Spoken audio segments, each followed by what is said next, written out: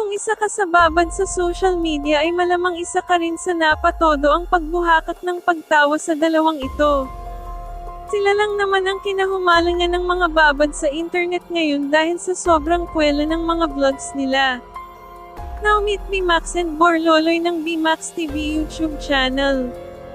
Sino ba naman ang mag-aakala na ang dalawang taong ito ay nabago ang buhay ng dahil lang sa pagbablog? Mamaya ipapakita ko sa inyo kung gaano nga ba kalaki ang kinikita nila sa YouTube at sa kung saan nila nilulustay ang mga pera na kinita nila sa vlogging. Bago yan ay alam nyo ba na itong si BMax according sa mga vlogs nila ay hanggang grade 2 lang ito. At itong si Dodong o si Borloloy naman ay nakatuntong lang ng grade 1. Yes mga kaibigan, isa nga ito sa patunay na kung madiskarte kang tao ay for sure mababago ang buhay mo. Pero kung tamad ka na nga sa pag-aaral, tamad ka pa sa diskarte, ay ewan ko na lang sa'yo. Ang dalawang internet comedian duo na ito ay mula pa sa probinsya ng Cebu. Yes mga kaibigan, mga Bisaya pride po itong ating mga idolo.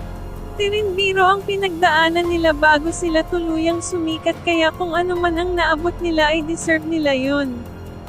Sa ngayon ay meron na ngang mahigit 660,000 subscribers ang BMax TV sa YouTube.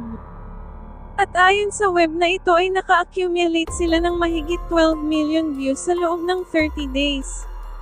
At ang kikitain nila sa loob lang ng isang buwan ay tumataginting na di bababa sa $3,200 at nilalagpas sa $50,000 o kung sa pera yan sa Pinas ay di bababa sa 170,000 peso at nilalagpas sa 2.7 million pesos. Sa Facebook naman nila ay nasa estimated 50,000 to 300,000 din ang kikitain nila monthly, pero estimated lang po iyan at sila lang talaga ang nakakaalam ng exact earning nila. Ngayon nga na nasa rurok na ng kasikatan ng BMax TV ay makikita nga natin na di nga nila nilulustay ng basta-basta ang kanilang pera.